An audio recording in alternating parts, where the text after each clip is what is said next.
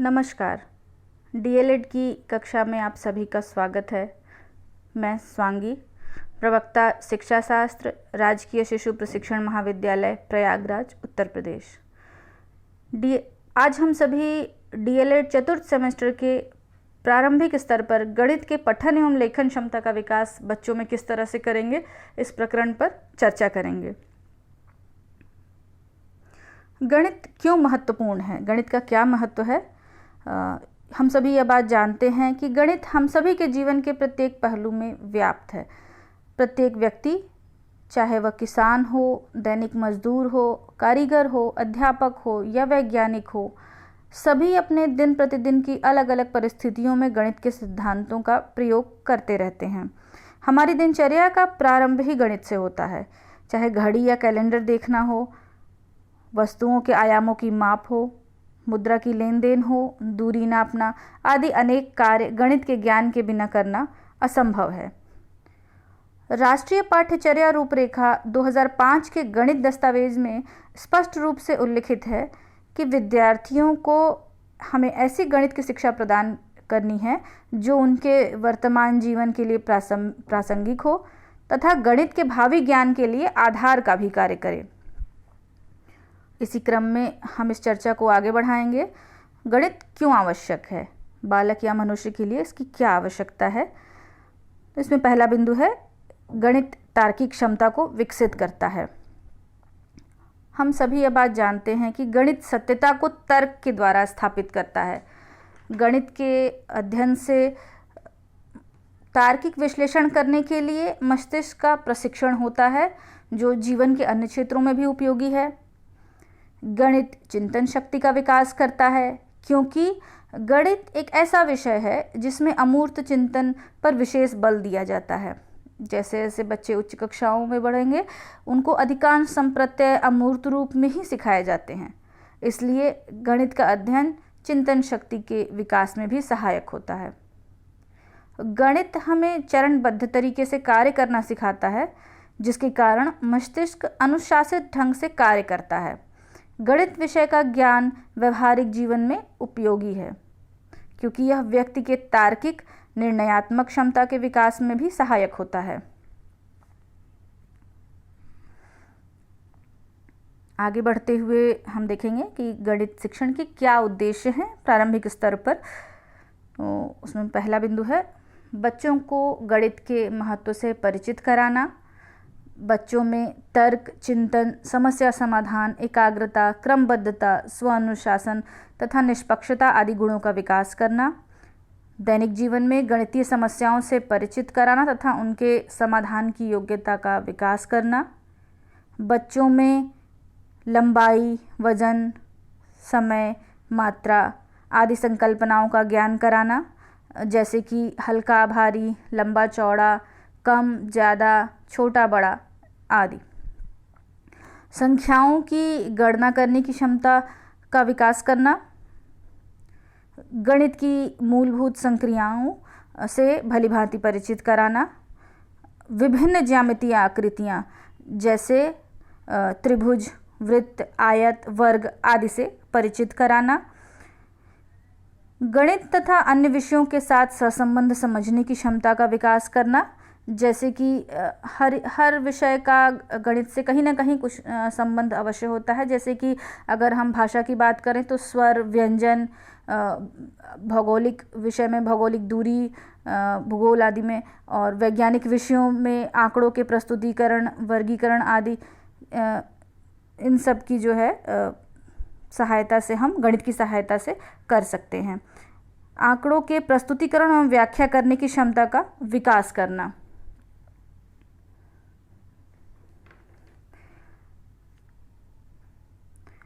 आगे हम चर्चा करेंगे कि गणितीय अधिगम के लिए महत्वपूर्ण कारक कौन कौन से हैं। तो इसमें पहला बिंदु है, विकास की विभिन्न अवस्थाओं की समझ। जैसा कि हम सभी जानते हैं, एक जीन पियाजे नाम के महान मनोवैज्ञानिक ने बालक के संज्ञानात्मक विकास को 4 अवस्थाओं में वर्गीकृत किया है। पहली अवस्था है संवेदी गामक काल, जो जन्म से लेकर 2 वर्ष तक रहती है। दूसरी है पूर्व संक्रिया काल, जो 2 वर्ष से लेकर 7 वर्ष तक रहती है। उसमें 2 उपावस्थाएं हैं। पहली है पूर्व प्रत्ययात्मक अवस्था, 2 से 4 वर्ष की आयु के बीच में रहती है। और दूसरी उपावस्था है अंतः प्रज्ञ अवस्था, जो 4 वर्ष से लेकर 7 वर्ष तक रहती है। तीसरी अवस्था है मूर्त संक्रिया काल, 7 वर्ष से लेकर 12 वर्ष की आयु तक रहती है। और चौथी अवस्था है औपचारिक संक्रिया काल, जो 12 वर्ष से लेकर 18 वर्ष की आयु तक रहती है। जब बालक विद्यालय में कक्षा 1 में प्रवेश लेता है 6 वर्ष की आयु में, तो लगभग वह हम ये मान के चलते हैं कि वह पूर्व संक्रिया काल के अंतिम पड़ाव पर है। इसे प्रतीकों के निरूपण का काल भी कहा जाता है। प्रतीकों के निरूपण से हमारा अभिप्राय है कि अपनी कल्पनाओं, अपने विचारों को व्यक्त करना, निरूपित करना, अपनी क्रियाओं के माध्यम से, शब्दों के माध्यम से, भाषा के माध्यम से। चूँकि यह प्रतीकों का निरूपण संवेदीगामक काल में भी होता है, जो कि 2 वर्ष से 4 वर्ष की आयु तक, शून्य से लेकर 2 वर्ष की आयु तक रहती है। लेकिन उस अवस्था में बच्चे के भाषा का विकास ठीक से नहीं हो पाता है, इसलिए वह उस अवस्था में अपनी क्रियाओं के माध्यम से अपने कल्पनाओं और विचारों को निरूपित करता है खेल के माध्यम से। जैसे कि बच्चे खाना बनाने का खेल खेलते हैं, गुड्डे गुड़ियों को कपड़े पहनाने का खेल खेलते हैं। लेकिन जब बच्चा कक्षा 1 में प्रवेश लेता है, यानी कि जब वो उसकी आयु 6 वर्ष लगभग हो जाती है, तो वह अपने विचारों को, अपनी कल्पनाओं को भाषा के माध्यम से व्यक्त करता है। वह अपनी क्रियाओं और भाषा का प्रयोग करके अपने विचारों को अभिव्यक्त करता है, अपनी कल्पनाओं को अभिव्यक्त करता है।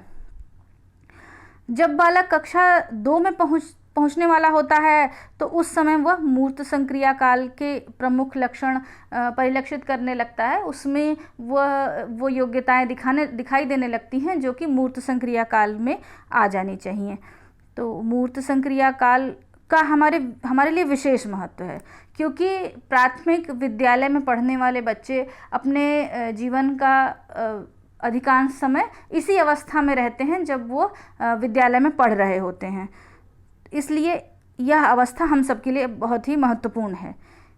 यह अवस्था गणितीय तार्किक सोच की प्रारंभिक अवस्था है, अतः गणितीय अधिगम के लिए इसकी समझ अत्यंत आवश्यक है।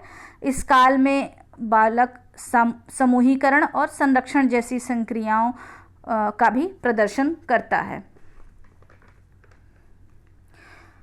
अगला प्रमुख कारक है संख्या पूर्व संबोध, जिसे हम संख्या पूर्व तैयारी भी कहते हैं। संख्या पूर्व संबोध का अर्थ है वस्तुओं के आकार, लंबाई तथा स्थिति आदि को समझना, अर्थात बड़ा, छोटा, कम, अधिक, दूर, पास आदि में भेद कर पाना। जैसे कि उदाहरण के लिए हम ये देखते हैं कि हम कुछ पत्तियों का अगर ढेर बना दें, समूह बना दें, तो अगर हम किसी में कम किसी में ज़्यादा रखें तो बच्चे यह विभेद कर सकें कि किस ढेर में कम पत्तियां हैं, किस में ज़्यादा हैं।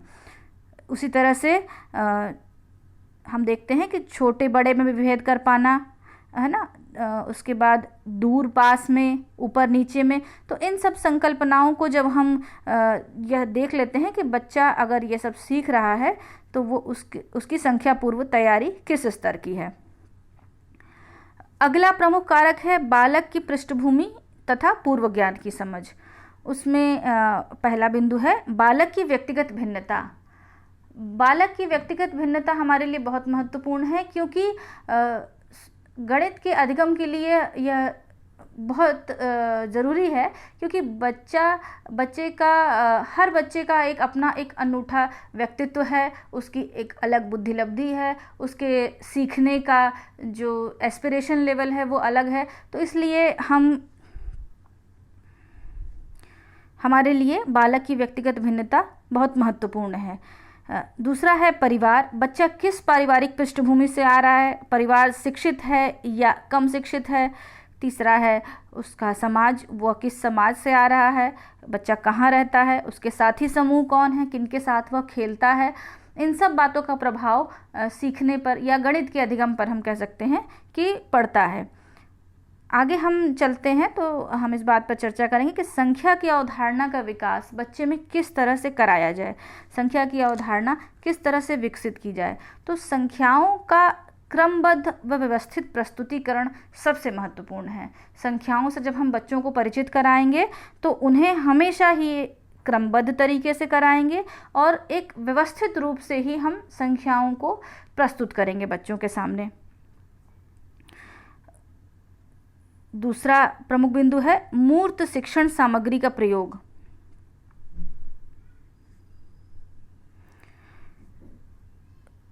हमें कक्षा में शिक्षण करते समय जैसा कि हम सभी ने अभी चर्चा की कि बालक मूर्त संक्रिया काल में होता है, वह मूर्त चीज़ों की सहायता से आसानी से सीखता है। इसलिए शिक्षक को यह चाहिए कि वह उसके परिवेश में उपस्थित मूर्त सामग्री का या ऐसे उदाहरणों का प्रयोग करे जो कि उसके परिवेश से हों और मूर्त रूप में वस्तुओं का चयन करके कक्षा में संख्या की अवधारणा को बच्चों में विकसित करें। संख्यांक से मूर्त परिचय किस प्रकार से कराया जाए, तो इस पर चर्चा अब हम करेंगे। 1 से 9 तक की संख्याओं के अर्थ को स्पष्ट करने के लिए यह आवश्यक है कि शिक्षण करते समय मूर्त वस्तुओं, उदाहरण के लिए कंकड़, गुब्बारे, पेंसिल, पेन, पत्तियां, बीज, अनाज, दालें आदि का प्रयोग हम कर सकते हैं, जो कि उनके परिवेश से हम लेंगे, जो आसपास विद्यालय के आसपास हमें आसानी से उपलब्ध हो सकें।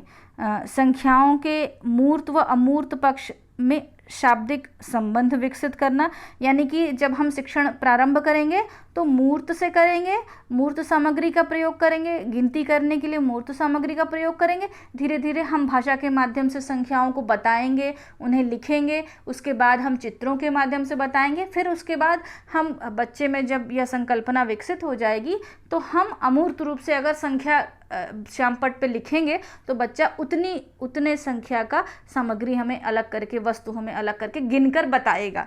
तो इस तरह से वह धीरे धीरे अधिगम जो है मूर्त से अमूर्त की ओर आगे बढ़ेगा। गिनने का अभ्यास कराने के लिए हम हमेशा वातावरण में उपस्थित चीज़ों का ही चयन करें, जैसे कि हम बच्चे की उंगलियों के साथ उंगलियों की सहायता से उसको गिनती सिखा सकते हैं, या अन्य वस्तुओं को, जैसे कि विद्यालय में हमारे मेज है, कुर्सी है, उनके पाए, उनके हत्थे या खिड़कियां हैं, दरवाजे हैं, इन सब का प्रयोग करके हम गिनती का जो है संप्रत्यय विकसित कर सकते हैं, उसका अभ्यास करा सकते हैं। और जब बच्चे इसका उत्तर बता देंगे तो उसे हम श्यामपट्ट पे भी अवश्य लिखेंगे। इससे बच्चों को पुनर्बलन मिलता है और अधिगम जो है स्थायी होता है। इसका बहुत महत्व है। जब बच्चे कोई सही जवाब दें तो कक्षा में उनको पुनर्बलित अवश्य किया जाए, चाहे उन्हें ताली बजवा के या शाबाशी देकर, या फिर उनके उत्तरों को हम श्यामपट्ट पे लिखेंगे और उन्हें हमेशा प्रोत्साहित करेंगे। और कक्षा में हर बच्चे को सक्रिय करना अत्यंत आवश्यक है। गणित की कक्षा ऐसी हो जिसमें हम ऐसे कविताओं का, पहेलियों का, गीतों का या खेलों का चयन करें जिससे कि हर बच्चा प्रतिभाग करे, हर बच्चा सक्रिय रहे। संख्याओं से हम किस तरह से परिचित कराएंगे, जैसे हमने अभी उदाहरण के लिए एक चित्र आपको दिखाया, जिसमें अगर हम संख्या 1 लिखते हैं तो हम एक सामग्री, चाहे वो पत्ती हो या गुब्बारा हो या कंकड़ हो या फूल हो, एक का चयन करेंगे। इसी तरह से जब हम 2 बोलेंगे तो 2 पत्ती, 2 गुब्बारे, 2 फूल, 2 कंकड़। इसी तरह से जब 3 बोलेंगे तो संख्याएं बढ़ती जाएंगी और सामग्री को भी हम बढ़ाते जाएंगे। तो बच्चे का जो है संख्या की अवधारणा अच्छे से विकसित होगी। अथवा इसके अलावा हम रंगीन चित्रों का भी प्रयोग कर सकते हैं। अन्य शिक्षण अधिगम सामग्री जो कि रोचक हो, बच्चे जिसको रुचिपूर्ण ढंग से देखें और समझें और उसे सीखने का प्रयास करेंगे, तो इससे जो है गणित का अधिगम सरल हो जाएगा। तो हमने यहाँ भी देखा कि गिनती या संख्या अधिगम के 4 स्तर हैं जो क्रमानुसार प्रस्तुत किए जाने चाहिए। पहला है ठोस वस्तुओं द्वारा अनुभव, हम मूर्त रूप से जो उपस्थित सामग्री है, ठोस वस्तुएं हैं, उनको हम कक्षा में मेज पर लाकर रखेंगे और उससे हम बच्चों को सिखाने का प्रयास करेंगे। दूसरा है भाषा का प्रयोग करेंगे, जिसमें कि हम बोलकर और लिखकर उस अंक से, उस संख्या से परिचित कराएंगे। तीसरा है चित्रों के माध्यम से, हम चित्रों का प्रयोग करेंगे। जैसा अभी उदाहरण के लिए मैंने आपको कुछ चित्र दिखाए, जिसमें कि चित्रों के माध्यम से गिनती के संप्रत्यय को विकसित किया जाए, ऑब्जेक्ट्स को बच्चे गिनेंगे।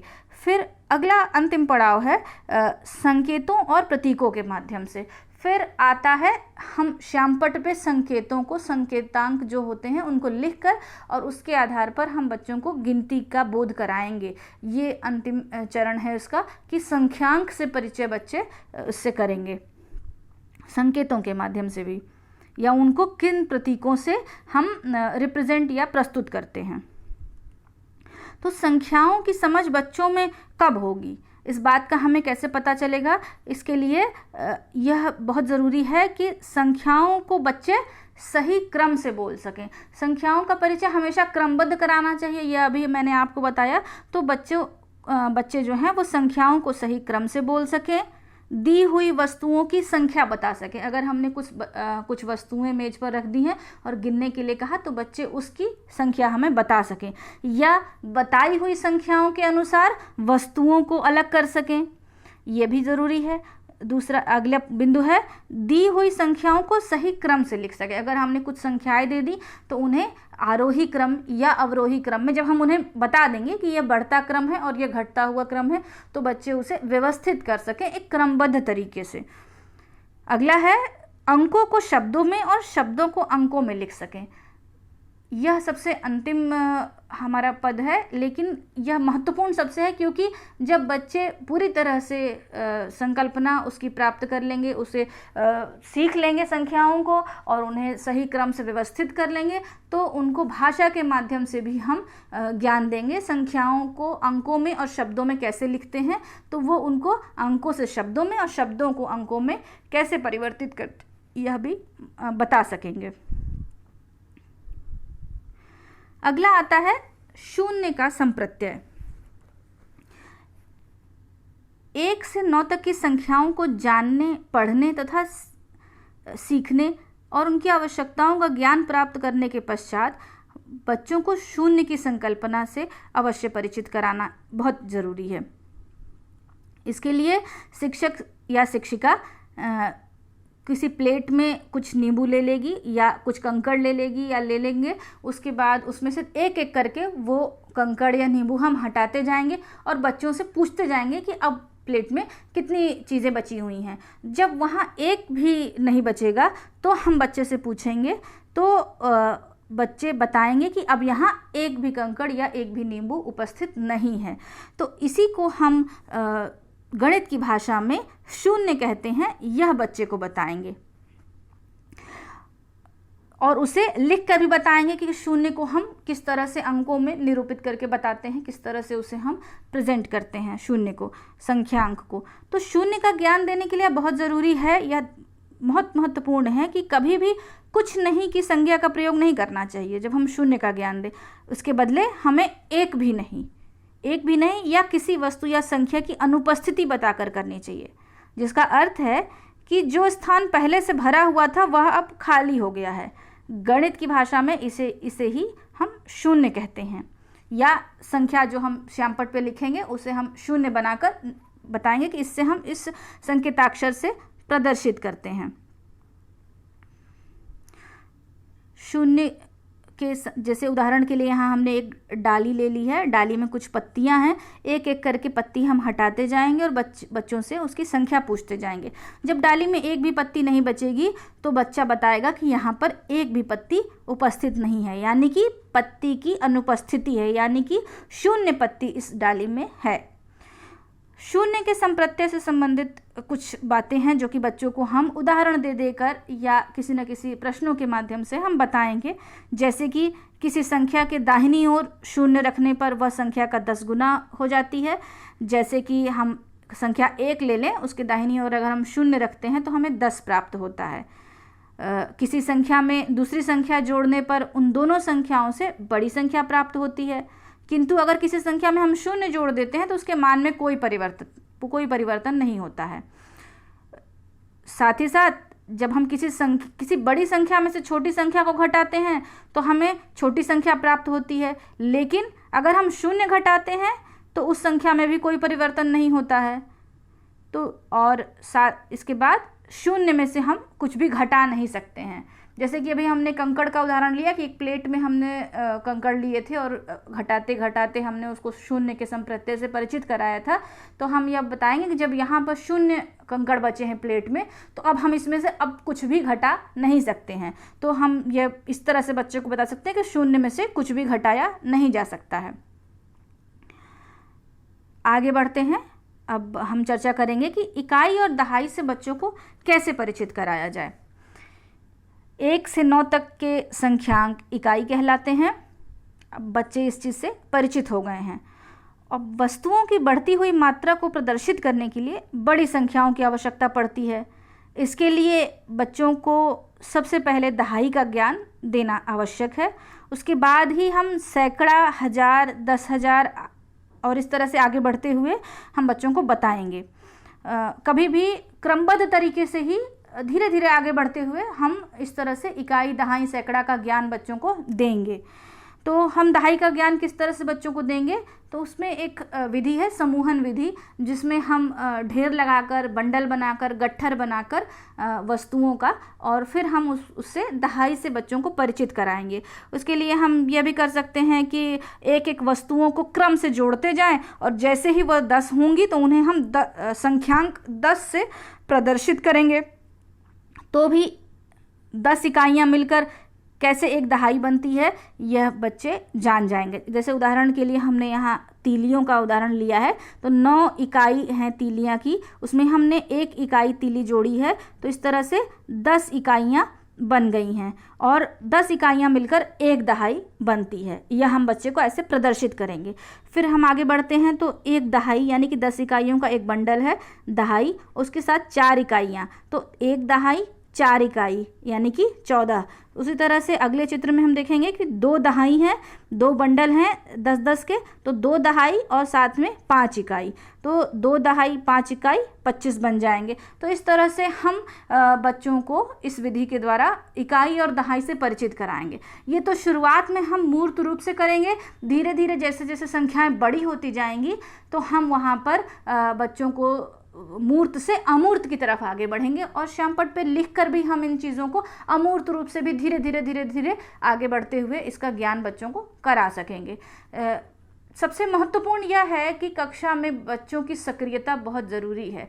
ऐसे अधिगम अनुभवों का हम चयन करें, ऐसी शिक्षण विधि का हम चयन करें जिससे कि बच्चे की रुचि कक्षा में बनी रहे, वह मानसिक रूप से कक्षा में उपस्थित रहे, हर बच्चा सक्रिय रहे और हर बच्चा प्रतिभाग करे। तभी गणित की कक्षा एक रोचक कक्षा बन सकेगी और सिखाए गए संप्रत्यय बच्चे अच्छी तरह से ग्रहण कर सकेंगे। तो आज हम सभी ने अपनी कक्षा में यह सीखा कि गणित का क्या महत्व है, गणित क्यों आवश्यक है, गणित के आरंभिक स्तर पर गणित शिक्षण के क्या उद्देश्य होने चाहिए।